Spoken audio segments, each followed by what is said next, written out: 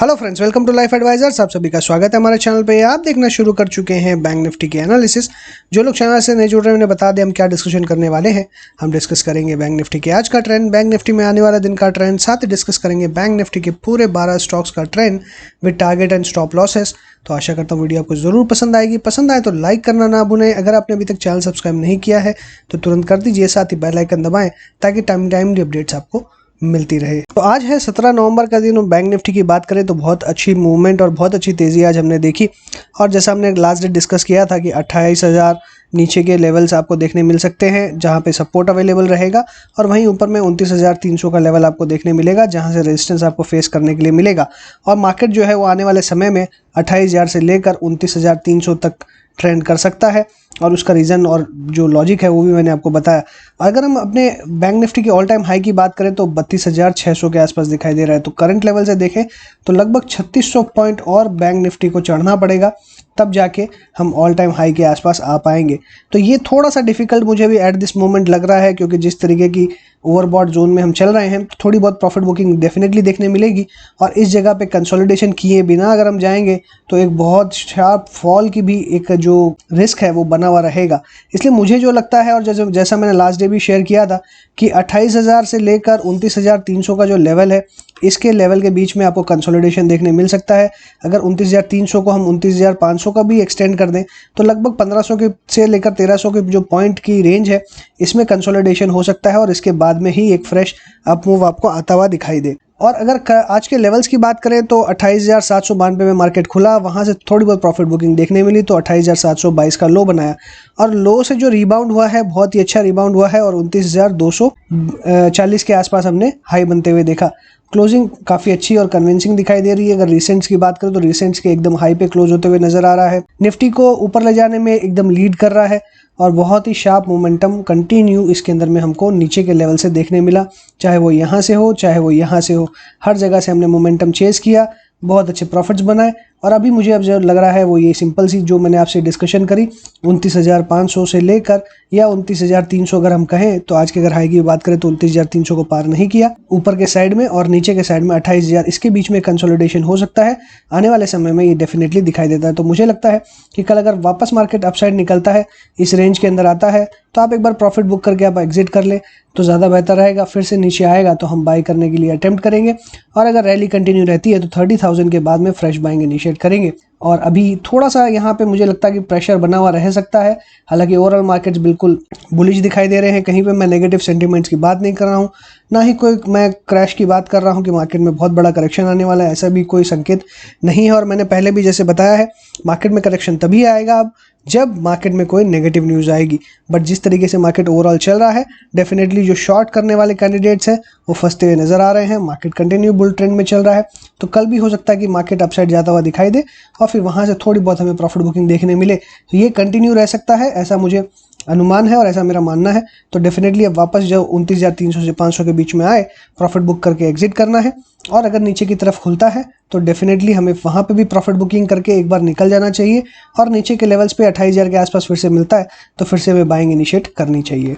बात करते हैं बैंकिंग स्टॉक्स की, एक एक करके अल्फाबेटिक वे में डिस्कस करेंगे। सबसे पहले बात करते हैं एक्सिस बैंक की। एक्सिस बैंक में कल मैंने कहा था कि एक इसके अंदर में फिर से तेजी आते हुए दिखाई देगी। 630 से लेकर 635 तक के लेवल्स हमको देखने मिल सकते हैं। आज की अगर हाई की बात करें तो 630.95, और मैंने जैसे आपको कहा इस रेंज में आपको प्रॉफिट बुक करना चाहिए।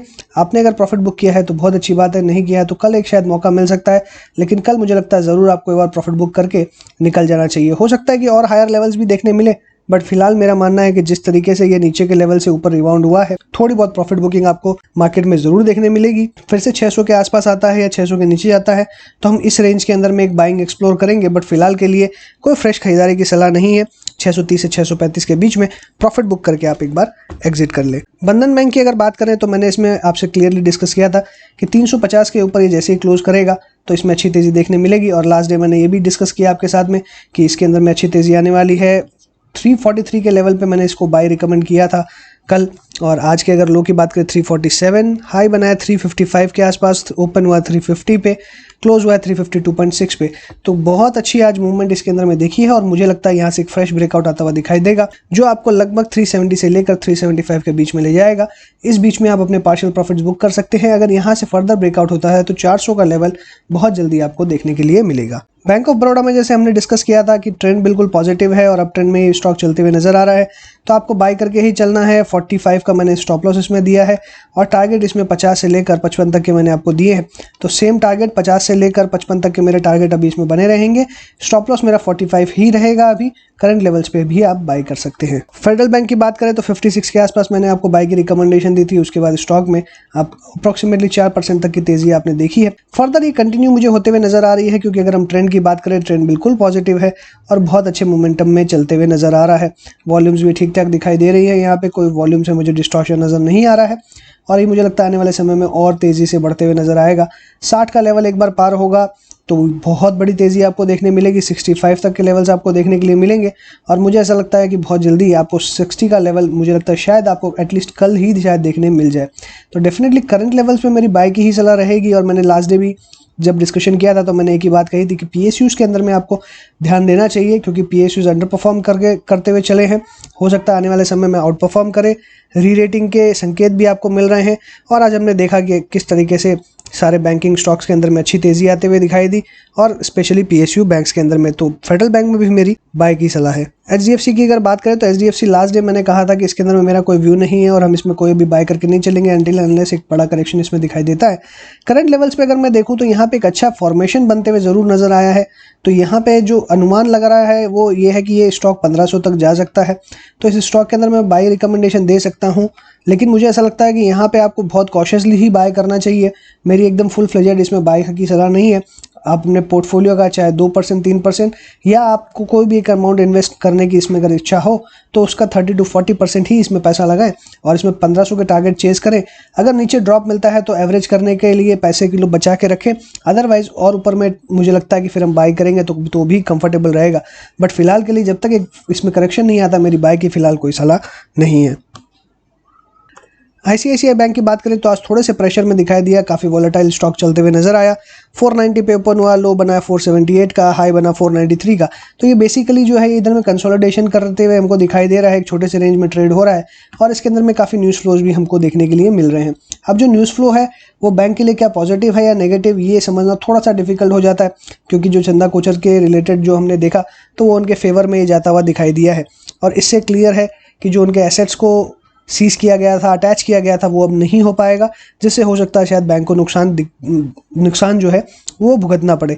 इसलिए थोड़ी बहुत करेक्शन इसके अंदर हो सकती है, बट अदरवाइज बाकी फंडामेंटल्स को हम अगर देखेंगे तो बहुत अच्छे हैं और लगभग 450 से 460 के बीच में आपको मिलता है, तो बहुत अच्छी बाय बन सकती है। इसलिए ड्रॉप में कोई भी ड्रॉप होता है उसमें बाय करके चलेंगे। करंट लेवल्स पे कोई बाय की सलाह नहीं है।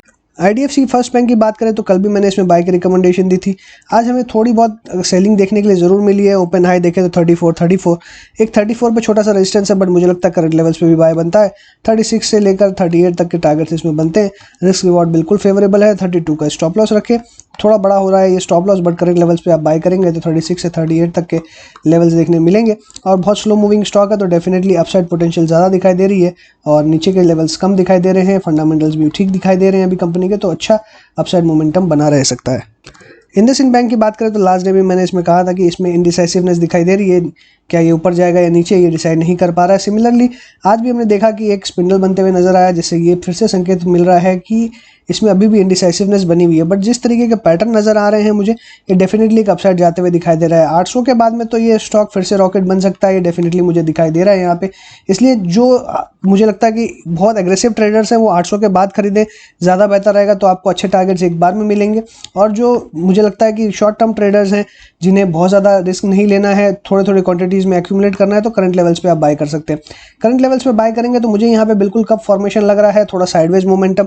ऑब्वियसली जैसे मैंने डिस्कस किया कि एक आपको रेंज में ट्रेड देखने के लिए मिल सकता है, तो वो उसका इफेक्ट आपको इस बैंक में भी देखने के लिए मिलेगा। इसलिए डेफिनेटली मुझे लगता है करंट लेवल्स पे आप बाय कर सकते हैं। यहाँ पे स्टॉप लॉस आपको थोड़ा सा बड़ा होगा 750 का, बट 750 के साथ में आप लीजिए 900 का टारगेट आपको देखने के लिए मिलेगा।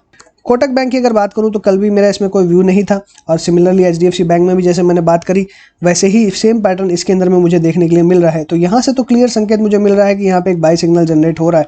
बट जैसा मैंने कहा एचडीएफसी बैंक के केस में भी वैसे ही कोटक बैंक के अंदर भी हमें कॉशियस रह के खरीदना है। यहाँ पे आपको 2000 तक के टारगेट मिल सकते हैं, बट डेफिनेटली मुझे लगता है कि थोड़ा सा यहाँ पे पेशेंस रखना बहुत ज़रूरी है, और एक साथ एग्रेसिव बाय करना मुझे ठीक नहीं लगता है। इसलिए आप अपने वही 2 to 3% पोर्टफोलियो का इन्वेस्ट करें, या जितने आपका इन्वेस्ट करने का मन हो उससे 30 to 40%, उससे ज़्यादा इसमें इन्वेस्ट ना करें। कोई भी ड्रॉप मिलता है 1600-1700 के बीच में, उस रेंज में आप खरीदें, बट फिलहाल एक साथ सारा पैसा ना लगाएं, और आपको 2000 तक के टारगेट देखने के लिए मिल सकते हैं। पीएनबी की बात करें तो कल मैंने फिर से इसमें डिस्कस किया था कि ट्रेंड बिल्कुल पॉजिटिव है, 30 रुपये तक का लेवल, और ऊपर में आपको टारगेट 32 तक के देखने मिल सकते हैं। स्टॉप लॉस हम 28 का रख के चलेंगे, और सिमिलरली अभी भी वो व्यू मेंटेन्ड है, इसी के साथ हम ट्रेड करेंगे। 32 के बाद में हम और पॉसिबिलिटीज़ एक्सप्लोर करेंगे। आरबीएल बैंक में जैसे हमने डिस्कस किया था, तो आरबीएल बैंक के अंदर में 220 से लेकर 240-50 तक के टारगेट्स मैंने डिस्कस किए। हर 10 रुपये के लेवल पे एक रेजिस्टेंस है, ऐसा मैंने आपको बताया था, और सिमिलरली वैसा ही हमको देखने मिल रहा है। और आज के ट्रेड की बात करें तो 212 पे क्लोज हुआ है, तो 220 तक का जो रास्ता है ये बिल्कुल साफ हो चुका है स्टॉक के लिए। 220 के आसपास जाएगा तो थोड़ा सा स्ट्रगल कर सकता है, लेकिन मुझे लगता है वहाँ से अगर विद वॉल्यूम्स अगर ब्रेकआउट आते हैं तो बहुत जल्दी ये 240 तक भी पहुँच जाएगा। तो मैं बहुत ही बुलिश हूँ आरबीएल बैंक के ऊपर में, और मुझे लगता है कि इसे बाय करना चाहिए करंट लेवल्स पे। आपका स्टॉप लॉस यहाँ थोड़ा सा बड़ा हो जाएगा, क्योंकि 200 का स्टॉप लॉस रहेगा। 200 के स्टॉप लॉस के साथ में आप करंट लेवल्स पे बाय करें। 220 का पहला टारगेट, दूसरा टारगेट 240 का, और तीसरा टारगेट 250 का। एसबीआई की बात करें तो 240 का मैंने टारगेट इसमें रखा था, और मैंने ये भी डिस्कस किया था कि 240 के ऊपर अगर सक्सेसफुली क्लोज हो पाता है तो डेफिनेटली और अच्छे लेवल्स हमको देखने के लिए मिलेंगे। और यहाँ पे आज ये 240 के ऊपर सक्सेसफुली क्लोज होते हुए नजर आया।